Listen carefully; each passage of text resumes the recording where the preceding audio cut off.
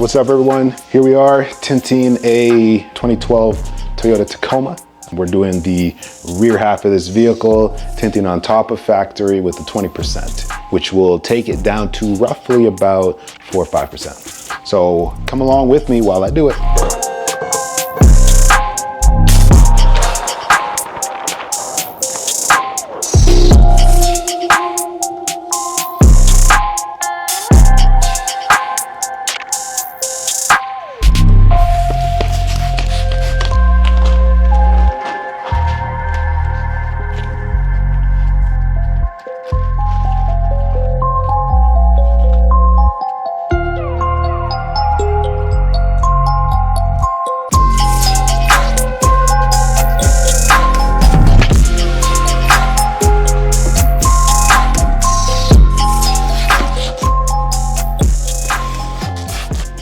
Clean out the sides, always.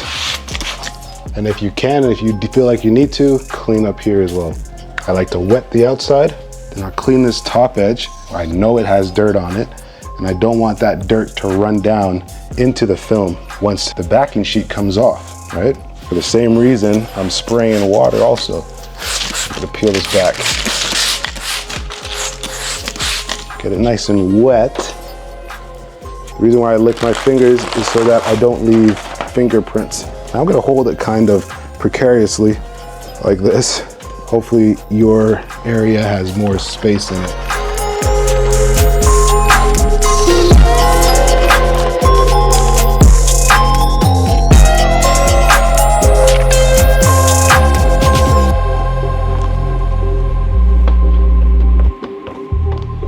If you're using a squeegee like this, I keep bringing this one up, but if you use a squeegee like this, make sure you wet it. Otherwise it'll just pull back the film because it's a sticky squeegee. But these are, in my opinion, better to use because, you know, this rubber doesn't scratch the film. Whereas squeegees like this, which I also enjoy because it's very thin, you have to sand them often because they scratch the film. Flush out the top, rinse it all out through the bottom, control the peel back. Wet it. And then install it from the corners. Up the film, get on the bottom. I pull it back so I can slide it in there a little easier. And then lift the center while pushing out the sides. And then it mostly just falls right into place. At this point, with this much air trapped, I like to get the center out first and then start building out, throwing out the bubbles, the air, out through the sides. That way, when I'm ready to squeegee it, I don't have fingers coming up in all kinds of places.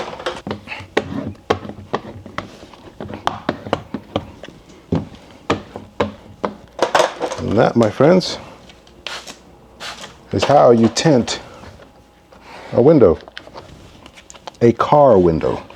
Well, we're going to be correct. That is how you tint a truck window. Grass up the nice and thin, a contour if you have it. Contours work well too. And then go into those edges, those sides, take out that last bit of water.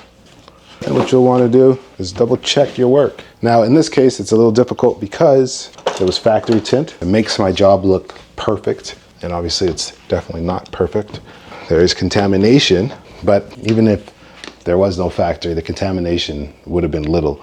But still, you want to double check, be in the habit of checking your work, and then move on to the next window.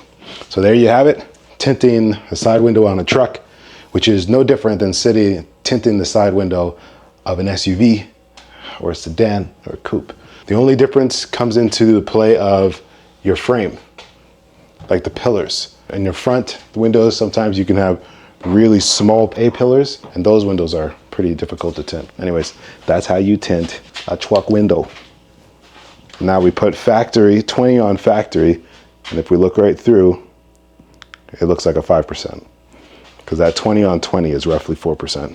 5%. There you have it, guys. That's how you tint this window. I don't know if this was helpful. Hopefully it was. If you are a window tinter and you're looking to take your business to the next level, you want to be absolutely serious with your business, then look up Tintbolt. Tintbolt is a software that helps you run your business. Not necessarily run your business, it helps you convert your customers. And yeah, run your business. All my customers come through basically Tintbolt, and we have a whole system in play. So look into it, www.tintbolt.com. I'm gonna be showing you how to tint truck rear windows with pre-cut patterns on this 2012 Toyota Tacoma. I have the pattern placed on the outside of the window.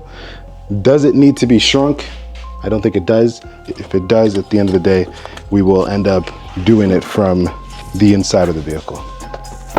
Oh, there it is. Oh yeah. Wonderful. You gotta love trucks. Just gonna clean it. Clean this no differently. Use whatever tool you like. I like this plastic tool. I like to wipe it down when I'm done. I'm delusional, but it gives me a better finish, I think. Then I like to go up into edges where the dust likes to hang out.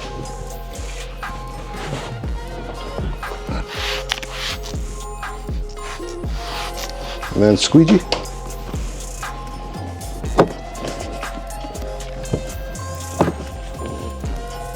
Rinse that down. Wet it. Now, what I like to do, I don't like peeling it off of the back of the vehicles because you don't have as much control over the film. I like to bring it in and put it on a window that I've already tinted. Hopefully y'all can see this. And I can see that there's dust on it. So I want to wet it. I'm not necessarily going to clean it, but I want to wet it so the dust doesn't just fly around once the backing sheet moves. So I remove the backing sheet, spray as I go. Get my fingers wet. And then just going to install it awkwardly.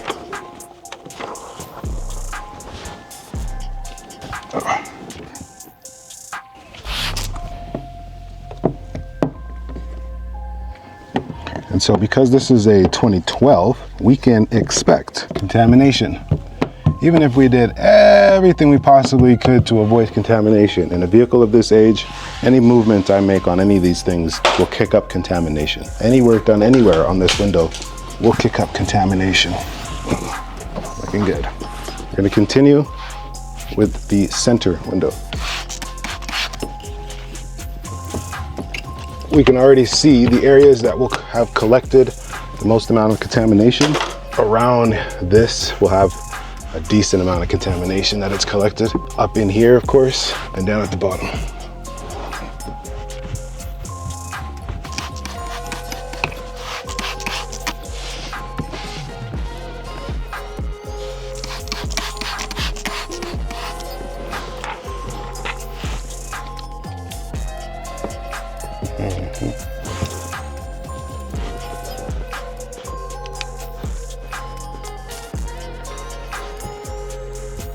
All right, so here we have an interesting dilemma, very interesting dilemma.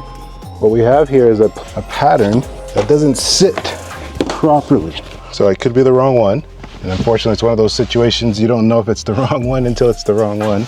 I guess I'm sure there's ways that I could measure it before attempting to apply it. Now, I have two options. I can continue with this install and cut these edges here that are not doing well, these ones that are lifted off the glass because there's stuff in the way.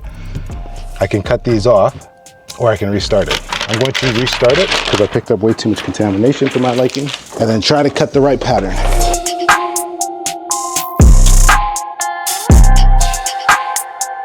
Benefits of having a plotter. What I'm gonna be doing for this middle piece of the rear windshield is, instead of just cutting one more, because apparently this plotter doesn't have the same, I don't know why it looks like that. Actually, let me just check if there's a Canadian version to this. Yeah, no matter what, these back ends are the same. So yeah, I'm not sure why it doesn't have the exact same one that I'm having. So I'll shatter the rear window pattern, just take the center piece out.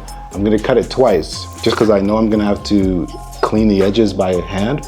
So I'm going to cut it twice just in case I can't get it the first time. I should be able to get it the second time of cutting those edges.